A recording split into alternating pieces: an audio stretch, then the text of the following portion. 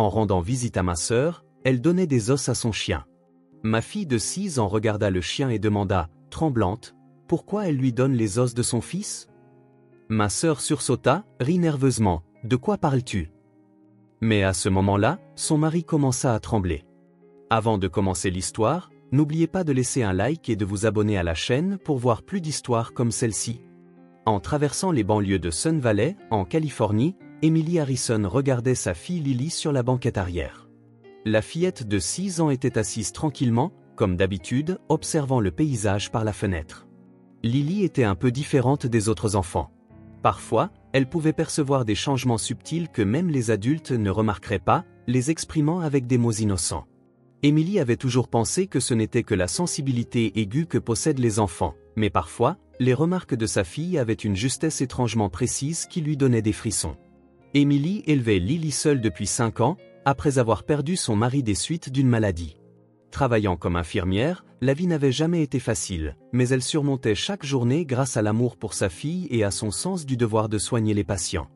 Entre ses gardes épuisantes à l'hôpital, elle avait décidé de rendre visite à sa sœur Rachel aujourd'hui, pour la première fois depuis un certain temps. Rachel était mariée à David Miller, qui travaillait dans une société de courtage et était actuellement femme au foyer à plein temps.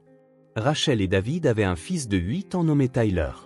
Tyler était un garçon énergique et joyeux, que Lily admirait comme son cousin plus âgé. La dernière visite d'Emily chez sa sœur remontait à environ 6 mois. À cette époque, toute la famille semblait en bonne santé et David paraissait enthousiaste au sujet de son travail. Cependant, ces derniers temps, les contacts avec Rachel étaient devenus sporadiques. Quand Emily appelait, elle tombait souvent sur la messagerie vocale, et les rares fois où elle parvenait à la joindre, la voix de sa sœur manquait de son éclat d'antan. Alors qu'elles avançaient dans la rue résidentielle calme, la maison de Rachel apparut. La maison blanche à 2 étages conservait son apparence soignée d'autrefois, mais en y regardant de plus près, le jardin semblait négligé. L'herbe avait poussé en friche et des fleurs fanées jonchaient les parterres. Emily gara la voiture et se dirigea vers la porte d'entrée avec Lily. Lorsqu'elle sonna, des bruits de pas se firent entendre après un moment. Quand la porte s'ouvrit, Emily fut surprise par l'apparence de Rachel. Sa sœur était visiblement amaigrie, les joues creuses et des cernes profonds sous les yeux. Ses cheveux, toujours soigneusement entretenus, étaient maintenant simplement tirés en arrière sans après. « Emily, Lily, merci beaucoup d'être venue. » Rachel tenta de sourire, mais il y avait quelque chose de forcé dans son expression. « Rachel, ça va? Tu as l'air d'avoir pas mal maigri. » Emily regarda sa sœur avec inquiétude. « Oh, je fais un régime ces temps-ci. »« Entrez, entrez. » Rachel les fit entrer, cherchant visiblement à changer de sujet. Une fois à l'intérieur, Emily fut encore plus surprise. Le salon, toujours impeccablement rangé, était maintenant en désordre. Des factures et des papiers jonchaient la table, et les coussins du canapé étaient dérangés. Le plus préoccupant était l'atmosphère lourde et oppressante qui régnait dans toute la maison. « Où est David ?» demanda Emily. « Oh, il est sorti pour l'instant, je pense qu'il ne tardera pas. » La réponse de Rachel fut vague. Lily arborait une expression anxieuse depuis son entrée chez sa tante. La petite fille, d'habitude si amicale, se tenait maintenant comme cachée derrière l'ombre de sa mère. « Où est Tyler? À l'école ?» demanda Emily en cherchant son neveu du regard. À cet instant, l'expression de Rachel se crispa un moment. Cependant, elle afficha rapidement un sourire forcé et répondit « Oui, c'est ça, il est à l'école. Il rentrera tard aujourd'hui, donc vous ne le verrez probablement pas. » Emily sentit que quelque chose clochait dans le comportement de sa sœur. Rachel avait toujours été mauvaise menteuse, depuis l'enfance. Chaque fois qu'elle essayait de cacher quelque chose, elle détournait le regard et parlait rapidement. Ces mêmes caractéristiques se retrouvaient dans le comportement actuel de sa sœur. De l'arrière-salle provint l'aboiement d'un gros chien, une voix grave et puissante. « Vous avez pris un chien ?» demanda Emily. « Oh oui. Un berger allemand, pour la sécurité. » Rachel répondit à nouveau vaguement. Lily tira sur la manche de sa mère. « Maman, quelque chose me semble étrange ici. » Emily écouta les paroles de sa fille. L'intuition de Lily était parfois plus juste que celle des adultes. En effet, cette maison dégageait une atmosphère lourde, inexplicable, complètement différente d'avant. Le bruit de la porte d'entrée s'ouvrant se fit entendre. David était de retour. Emily resta sans voix devant sa transformation. Son beau-frère, qui respirait auparavant la confiance et portait des costumes bien taillés, ressemblait maintenant à une personne complètement différente. Ses cheveux étaient en désordre, une barbe de plusieurs jours couvrait son visage et sa chemise était froissée. Mais le plus frappant était l'émotion, semblable à de la peur, qui habitait ses yeux. « Émilie, Lily, ça fait un bail. » David força un sourire, mais sa voix tremblait. Il échangea un regard avec sa femme, Rachel, affichant une expression comme pour confirmer quelque chose. « David, tu vas bien? Pouvez-vous imaginer gagner 10 000 $ par mois juste avec YouTube, depuis chez vous? C'est exactement ce que j'ai fait avec Eddie Stories. Pas de visage, pas de voix. Consultez le lien dans la description si vous êtes curieux. J'étais inquiète parce que nous n'avions pas eu de nouvelles de vous ces derniers temps. » Émilie, forte de son expérience d'infirmière, sentit qu'il était clairement soumis à un stress psychologique important. « Oh, le travail a été chargé, » répondit vaguement David, mais Émilie ignorait qu'il était actuellement au chômage. Rachel tenta précipitamment de couvrir le mensonge de son mari en changeant de sujet. « À propos, au sujet de Tyler. » Rachel hésita un instant avant de continuer. « En fait, il a disparu depuis 3 mois. » Émilie fut choquée. « Disparu? Qu'est-ce que tu veux dire? Pourquoi ne me l'as-tu pas dit jusqu'à maintenant? Nous l'avons signalé à la police et les recherches sont en cours. » La voix de Rachel semblait plate, comme dépourvue d'émotion. Mais il n'a pas encore été retrouvé. David était clairement agité en écoutant les paroles de sa femme. Ses mains tremblaient et la sueur perlait sur son front. Émilie sentit que quelque chose n'allait pas dans le comportement du couple. Pour des parents dont l'enfant avait disparu, il semblait bien trop calme. Que dit la police? Y a-t-il des pistes? S'enquit Émilie. Ils disent qu'il n'y a pas de piste particulière, répondit Rachel en détournant le regard. Il a juste disparu un jour.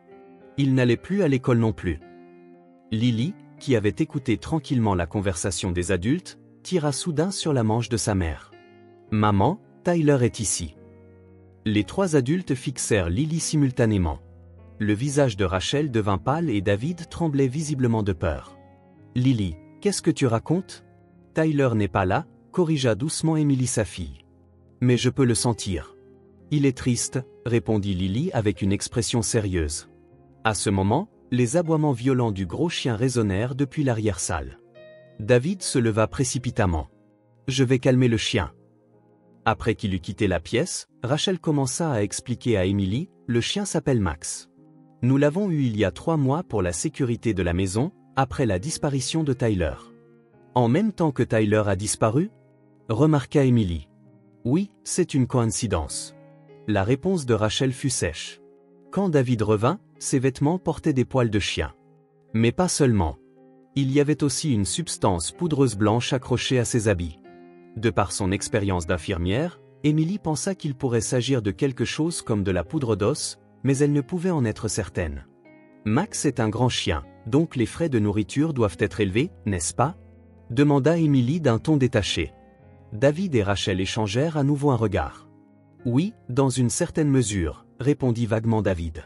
Qu'est-ce que vous lui donnez à manger? De la nourriture pour chien ordinaire et parfois des os, répondit Rachel. Les grands chiens ont besoin d'os. Lily montra à nouveau une expression anxieuse. Elle semblait sentir quelque chose mais hésitait à le formuler. Émilie regarda autour d'elle dans la maison. Elle remarqua que seules les photos de Tyler avaient été retirées de la cheminée, qui présentait auparavant des photos de famille. D'autres photos de famille restaient, mais seule celle de son fils semblait avoir été intentionnellement cachée. Qu'est-il arrivé aux photos de Tyler? Demanda Émilie. C'est trop douloureux de les voir, alors je les ai rangées, répondit brièvement Rachel. Cependant, Émilie ne pouvait accepter son explication. Normalement, les photos d'un enfant disparu seraient gardées en évidence comme des indices pour aider à le retrouver. À ce moment, les aboiements du chien se firent à nouveau entendre depuis l'arrière-salle. Mais cette fois, ce n'était pas seulement des aboiements. Il y avait aussi le bruit de quelque chose qui était mâché et broyé, un son de craquement, comme si des objets durs étaient brisés. David était clairement paniqué. « J'y retourne. » Il sortit précipitamment de la pièce. Rachel se mit à parler à sa sœur, Émilie. En fait, nous avons des problèmes d'argent. Depuis que David a perdu son emploi, la vie est difficile. C'était la première vérité qu'elle entendait. Depuis combien de temps est-il au chômage? Depuis 6 mois. Mais les recherches pour Tyler coûtent cher, et s'occuper du chien aussi. L'explication de Rachel comportait des contradictions. Si elle pouvait comprendre que la recherche d'un enfant coûtait de l'argent, pourquoi aurait-il pris un grand chien dans une telle situation? Lily chuchota à sa mère, « Maman, ce chien a une odeur étrange. » Émilie faisait confiance au sens aiguisé de sa fille. Quelle sorte d'odeur? Une odeur sucrée mêlée à une odeur de pourriture. Les mots de Lily donnèrent des frissons à Émilie. Quand David revint, ses mains portaient des taches rouges qui ressemblaient à du sang.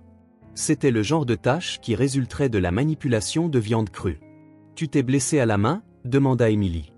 David cacha précipitamment ses mains. « Non, c'est en nourrissant le chien. » Cette explication était également douteuse. La nourriture normale pour chien provoquerait-elle des taches de sang sur les mains? En tant qu'infirmière, Émilie avait vu diverses situations, mais le comportement de ce couple présentait bien trop d'aspects anormaux. Le soir tomba, et Émilie et Lily commencèrent à se préparer à partir. Sur le pas de la porte, alors qu'elle se disait au revoir, Rachel saisit la main d'Émilie. « Tu reviendras? Mais s'il te plaît, ne parle pas de l'affaire de la police. Ce serait gênant si des rumeurs étranges commençaient à circuler. » Émilie fut perplexe face à la demande de sa sœur. Si un enfant avait disparu, ne vaudrait-il pas mieux en informer le plus de monde possible pour augmenter les chances de le retrouver? Une fois dans la voiture, Lily dit à sa mère, « Maman, Tyler est vraiment là. Mais il est très triste. » Émilie était confuse par les paroles de sa fille. Cependant, compte tenu du comportement anormal de sa sœur et de son beau-frère dont elle avait été témoin ce jour-là, des soupçons commencèrent à émerger qu'une terrible vérité pourrait être cachée. Le samedi suivant, Émilie ne parvenait pas à chasser le malaise qu'elle avait ressenti lors de sa précédente visite. Même après avoir terminé sa garde de nuit à l'hôpital, le comportement anormal de sa sœur et de son beau-frère, ainsi que l'expression anxieuse de sa fille Lily, restaient gravés dans son esprit. Ses années d'expérience en tant qu'infirmière lui disaient qu'un problème grave était dissimulé. « Maman, on retourne chez tante Rachel ?» demanda Lily en voyant sa mère préparer la voiture. « Oui, cette fois j'apporte des provisions. » Tante Rachel avait l'air amaigrie, n'est-ce pas? Répondit Émilie doucement à sa fille. En réalité, elle avait un fort désir de vérifier à nouveau la situation de sa sœur. Lily hocha légèrement la tête, mais l'anxiété se lisait sur son visage. « Maman, je peux venir avec toi? Je m'inquiète pour Tyler. » Le cœur d'Émilie se serra aux mots de sa fille. La sensibilité intuitive de Lily était parfois plus précise que celle des adultes, surtout lorsqu'il s'agissait d'affaires familiales. Vers 14 heures, les deux arrivèrent de nouveau chez Rachel. Cette fois, Émilie avait appelé à l'avance, mais la voix de Rachel avait semblé encore plus épuisée qu'auparavant. L'extérieur de la maison était encore plus négligé qu'une semaine plus tôt, avec des journaux et du courrier empilés dans la boîte aux lettres. Lorsque la porte d'entrée s'ouvrit, Rachel apparut. Sa perte de poids avait progressé davantage, ses joues étaient complètement creuses et ses yeux paraissaient vides. Mais le plus frappant était que ses mains tremblaient constamment. « Émilie, merci, mais tu n'avais pas besoin d'apporter autant, » dit Rachel d'un ton d'excuse en regardant les sacs de provisions. « Ne t'en fais pas, nous sommes une famille, n'est-ce pas ?» Émilie serra sa sœur dans ses bras. Le corps de Rachel était étonnamment léger, comme si elle n'était que peau et os. À l'intérieur, la maison était encore plus en désordre qu'avant. Plusieurs flacons de médicaments étaient posés sur la table, et Émilie, en tant qu'infirmière, les reconnut comme étant des somnifères et des anxiolytiques. « Où est David ?» demanda Émilie. « Il est dans le jardin. »« Il s'occupe du chien ?» répondit Rachel machinalement. Dès que Lily entra dans la maison, elle manifesta clairement un comportement anxieux. Elle tira doucement sur la manche de sa mère. « Maman, je le sens encore plus fort aujourd'hui. »« Quoi donc ?» Les sentiments tristes de Tyler. « Il souffre tellement. » Rachel se raidit un instant aux mots de Lily. Cependant, elle afficha rapidement un sourire forcé et dit, « Les enfants ont une imagination si vive. » À ce moment, le grognement sourd du chien se fit entendre depuis le jardin. Puis la voix de David retentit, « Bon chien, Max, mange ça. » Émilie regarda dans le jardin par la fenêtre. David était accroupi devant un grand berger allemand, essayant de lui donner quelque chose. C'était quelque chose de blanc et d'allongé. « Ce chien est vraiment grand, » commenta Émilie. « Oui, c'est un jeune en pleine croissance et ça demande pas mal de travail. Il aime particulièrement les os, » répondit Rachel en détournant le regard de la fenêtre. À cet instant, Lily se mit soudainement à trembler. Son visage devint pâle et elle ressentait clairement de la peur à propos de quelque chose. « Maman, cet os. Qu'est-ce qui ne va pas, Lily ?» Émilie regarda sa fille avec inquiétude. « Cet os est un os humain, » dit Lily d'une voix tremblante. Rachel se plaça précipitamment devant Lily. « Ce n'est pas vrai, c'est juste un os de vache que j'ai acheté à l'animalerie. » Cependant, Lily continua de secouer la tête. « Non, c'est un os humain. L'os d'une petite personne. » Émilie fut choquée par les mots de sa fille. Quand Lily utilisait l'expression « petite personne », cela signifiait souvent un enfant. Dans le jardin, David continuait de donner des os à Max. Le chien les acceptait joyeusement et commençait à les broyer avec ses puissantes mâchoires. Le bruit de craquement s'entendait même à travers la fenêtre. « Rachel, cet os est-il vraiment un os de vache ?» Émilie fixa sa sœur et demanda. « Bien sûr que oui. Qu'est-ce que tu soupçonnes ?» La voix de Rachel était tendue. À ce moment, Lily cria soudainement fort. « Pourquoi tante Rachel donne-t-elle les os de son propre fils au chien ?» À cet instant, l'air dans la maison se figea. Le visage de Rachel devint complètement pâle et ses mains se mirent à trembler violemment. David, dans le jardin, semblait avoir entendu la voix de Lily à travers la fenêtre, car il se tourna pour regarder dans leur direction. Son expression était déformée par la peur. « Qu'est-ce que ça veut dire ? C'est impossible !» Rachel tenta de rire, mais son rire tremblait et ne sonnait pas du tout naturel. Cependant, à ce moment, Émilie fut témoin d'une preuve décisive. Elle pouvait voir les épaules de David trembler légèrement. C'était une réaction typique d'une personne tremblant de peur. Même après avoir entendu le déni de sa femme, il ne montra aucun signe de soulagement. Au contraire, il tremblait encore plus de peur. « David !» appela Rachel à son mari, mais il ne pouvait pas bouger.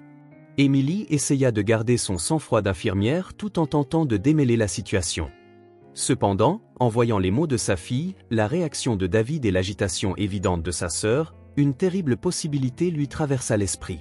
« Lily, comment sais-tu de telles choses ?» demanda Émilie doucement à sa fille. « Tyler me le dit.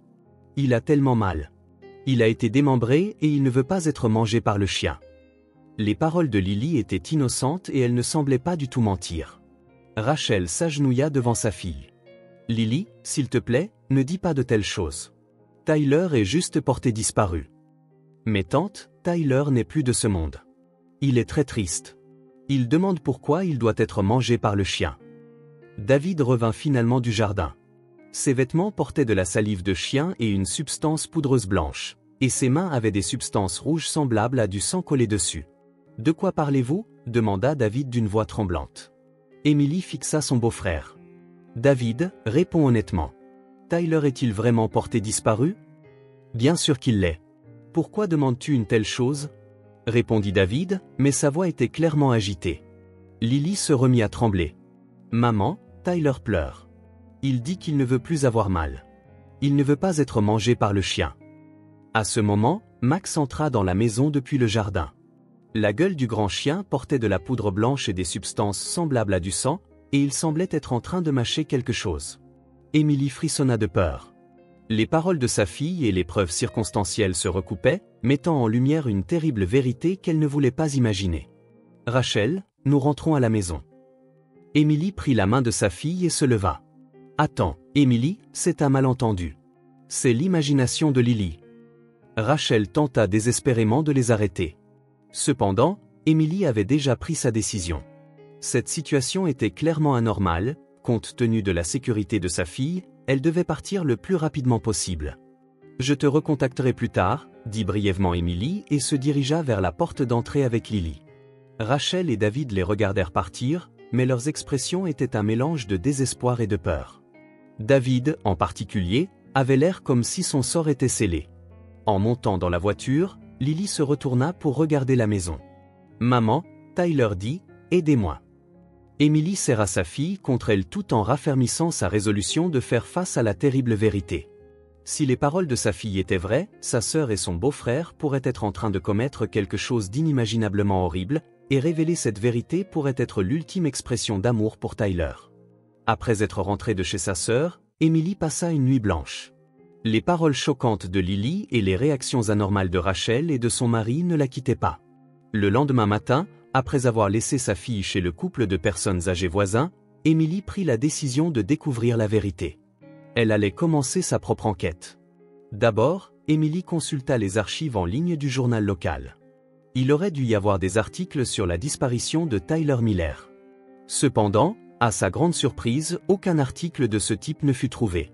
La disparition d'un enfant serait normalement un sujet de grande préoccupation dans la communauté et serait certainement signalé. Ensuite, Emily appela le poste de police local.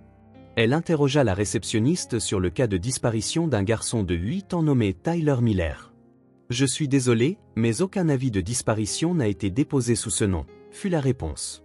Emily était abasourdie.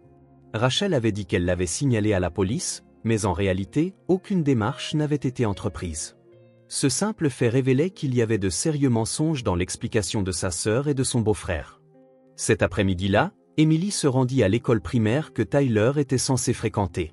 Lorsqu'elle expliqua la situation à la réception, le directeur accepta de la rencontrer. Concernant Tyler de la famille Miller, le directeur afficha une expression sérieuse. En fait, il a soudainement cessé de venir à l'école il y a 3 mois. Nous avons essayé de contacter ses parents, mais son père a seulement dit qu'il changeait d'école en raison de circonstances familiales, et depuis lors, nous avons perdu tout contact. Ne savez-vous pas dans quelle école il a été transféré? Il n'y a eu aucune demande pour les documents nécessaires au transfert, et ils ne nous ont pas dit dans quelle école il était parti. C'était une situation très anormale, donc nous étions inquiets aussi. Emily obtint des informations importantes du directeur. Tyler avait certainement disparu il y a 3 mois, mais ce n'était pas une disparition. Il avait été intentionnellement retiré de l'école par ses parents. Sur le chemin du retour, Emily décida de parler aux résidents du quartier. Une femme âgée vivant en face de la maison de Rachel donna un témoignage intéressant. Il y a 3 mois, au milieu de la nuit, il y a eu un bruit fort comme celui d'une ambulance, mais aucune ambulance n'est venue. Le lendemain matin, j'ai vu que la voiture de la famille Miller était couverte de boue et que le pare-brise était fissuré, mais il a été réparé tout de suite. Avez-vous revu Tyler depuis? C'est ça qui est étrange. Ce garçon passait devant notre maison tous les matins en allant à l'école, mais je ne l'ai pas revu une seule fois depuis ce jour-là. Quand j'ai demandé à ses parents, ils ont juste dit qu'il séjournait chez des parents. Le cœur d'Emily battait la chamade. Les dommages à la voiture et la disparition soudaine de Tyler s'étaient produits la même nuit. Cette nuit-là, Emily chercha le nom de David Miller sur Internet. Un fait terrible émergea. Non seulement David avait été licencié de la société de courtage il y a 6 mois, mais des publications sur les réseaux sociaux révélaient qu'il souffrait d'une dépendance au jeu et qu'il avait des dettes importantes. De plus, elle trouva des contenus suggérant qu'il avait des dettes auprès d'usuriers. Le lendemain, Emily consulta son ami Mark Johnson, qui travaillait comme détective privé. Mark était un ancien policier et une personne de confiance. « Emily, d'après ton histoire, cela pourrait être une affaire très grave », dit Mark d'un ton grave. Dépendance au jeu, dette auprès d'usuriers et disparition soudaine d'un enfant. Ces choses coïncident rarement par hasard. L'enquête de Mark révéla des faits encore plus effrayants. David devait 300 000 $ à des usuriers, la date limite de remboursement approchant il y a 3 mois. Et Tyler avait une assurance vie de 500 000 $. Après 7 ans de disparition, il serait légalement déclaré mort. Alors il pourrait recevoir l'argent de l'assurance, expliqua calmement Mark. Mais si l'enfant est déjà mort, il devrait continuer à détruire les preuves. Emily était horrifiée. Tu veux dire que Tyler est? Si les paroles de ta fille sont exactes, nous devons envisager le pire des scénarios, continua Mark avec une expression sérieuse. Homicide routier maquillé et démembrement du corps pour détruire les preuves. À ce moment, le téléphone portable d'Emily sonna. C'était Rachel. Emily, j'ai une faveur à te demander. Pourrais-tu revenir ce dimanche? David dit qu'il veut te présenter ses excuses. Emily sentit quelque chose de différent dans la voix de sa sœur. Elle semblait désespérée, comme si elle transmettait un dernier souhait. D'accord, je viendrai, répondit Emily, mais cette fois, elle avait l'intention d'y aller préparer. Mark lui donna un dernier conseil important. Emily, si c'est vrai, ta sécurité et celle de ta fille pourraient aussi être en danger. Ils comprennent que ta fille connaît la vérité. Tu devrais être prête à appeler la police. Cette nuit-là, Emily serra Lily contre elle en réfléchissant. Si les paroles de sa fille étaient vraies, Tyler n'était plus de ce monde, et ses restes pourraient avoir été éliminés d'une manière incroyable. Cependant, pour prouver cela et obtenir justice, elle devrait révéler la vérité, même au péril de sa vie. « Maman, Tyler m'a encore parlé », dit Lily d'une petite voix. « Qu'est-ce qu'il a dit ? Je serai bientôt libre. Tout le monde saura que tante et oncle ont fait de mauvaises choses. Emily regarda sa fille. Les paroles de Lily semblaient contenir les souhaits du défunt. L'âme de Tyler cherchait peut-être à ce que la vérité soit révélée. Le lendemain matin, Emily se rendit au poste de police et fournit toutes les informations qu'elle avait recueillies. Le détective en charge écouta son histoire sérieusement et promit de commencer une enquête officielle. Madame Harrison, c'est une affaire très sensible. Si c'est vrai, cela implique des crimes graves de démembrement, d'élimination de corps et de tentative de fraude à l'assurance. Nous interviendrons avec prudence mais rapidement. Emily se sentit soulagée. Enfin, un chemin vers la justice avait été établi pour Tyler. Peu importe à quel point la vérité serait horrible, la révéler serait l'ultime expression d'amour pour son neveu décédé. 3 mois plus tard, Rachel Miller et David Miller furent condamnés par le tribunal de district de Californie. L'enquête policière avait trouvé des fragments d'os humains dans le jardin, qui furent confirmés par des tests ADN comme appartenant à Tyler Miller. Le couple fut accusé de démembrement, d'élimination de corps et de tentative de fraude à l'assurance, et chacun reçut une peine de 25 ans de prison. Toute l'étendue de l'affaire devint claire lorsque David avoua lors de l'interrogatoire. Il y a 3 mois, cette nuit-là, poussé au désespoir par les menaces des usuriers, il conduisait en état d'ébriété. À ce moment-là, il heurta Tyler, qui jouait devant la maison. Paniqué, au lieu de déclarer la mort de son fils comme un accident, David conçut le plan insensé de la déguiser en disparition pour obtenir l'argent de l'assurance. Rachel s'opposa initialement au plan, mais fut persuadée par les menaces des créanciers et par amour pour son mari, devenant ainsi complice. Le corps fut enterré dans le jardin, puis déterré plus tard pour détruire les preuves et donner à manger au grand chien Max. Le couple prévoyait d'attendre la déclaration de décès après 7 ans pour recevoir les 500 000 $ de l'assurance. Emily affronta sa sœur une dernière fois au tribunal. Rachel était devenue complètement méconnaissable, sans aucune trace de sa beauté passée. Elle dit à sa sœur d'une petite voix, « Emily, je suis désolée. Nous sommes devenus fous. Nous aimions Tyler, mais pour de l'argent. » Emily regarda sa sœur et répondit, « Si vous l'aviez aimé, vous n'auriez pas pu donner votre fils à manger à un chien. » Rachel s'effondra en larmes. Cependant, Emily ne ressentait plus aucune sympathie. Son amour pour Tyler s'était transformé en colère envers sa sœur et son beau-frère. Après la fin du procès, Emily et Lily visitèrent la tombe de Tyler. Les restes retrouvés furent enterrés dans un cimetière voisin. La petite pierre tombale portait l'inscription « Fils bien-aimé, Tyler Miller ». « Maman, Tyler ne souffre plus », dit Lily en déposant des fleurs sur la pierre tombale. « Il dit qu'il est très en paix maintenant. » Emily fut soulagée par les paroles de sa fille. La capacité spéciale de Lily n'avait pas seulement conduit à la résolution de cette affaire, mais avait aussi aidé à libérer l'âme de Tyler. « Lily, ta capacité est quelque chose de spécial, » dit Emily en caressant la tête de sa fille. « Mais je ne peux ressentir que des choses tristes. J'entends les voix de personnes qui demandent de l'aide, comme Tyler. » Emily serra sa fille dans ses bras. La capacité de Lily était un fardeau, mais c'était aussi le pouvoir de sauver les autres. À travers cette expérience, Emily comprit le vrai sens de la famille. La famille ne se limite pas aux liens du sang. Ceux qui protègent, aiment et font ce qui est juste, même au prix d'un sacrifice personnel, sont la vraie famille. 1 an plus tard, Emily et Lily déménagèrent dans une nouvelle ville. Emily commença à travailler dans un hôpital pour enfants, et Lily se fit des amis dans sa nouvelle école. Parfois, Lily entendait les voix d'autres enfants, mais elle et sa mère travaillaient ensemble pour résoudre ses problèmes. Un soir, Lily dit à sa mère, « Maman, Tyler a un dernier message à te dire. »« Qu'est-ce que c'est ? » ?»« Merci d'avoir été une vraie famille. Je peux rencontrer ma vraie maman et mon vrai papa maintenant, donc je vais bien. » Emily versa des larmes en regardant le ciel. L'âme de Tyler avait enfin trouvé un lieu de paix, et cet incident tragique leur avait enseigné le sens du véritable amour familial, au-delà des liens du sang. L'amour signifie protéger les enfants, quelles que soient les difficultés, et avoir le courage de se battre pour la justice. En regardant les étoiles briller dans le ciel nocturne, Emily parla à Tyler dans son cœur. « Repose en paix, Tyler. Tu as été aimé par ta vraie famille.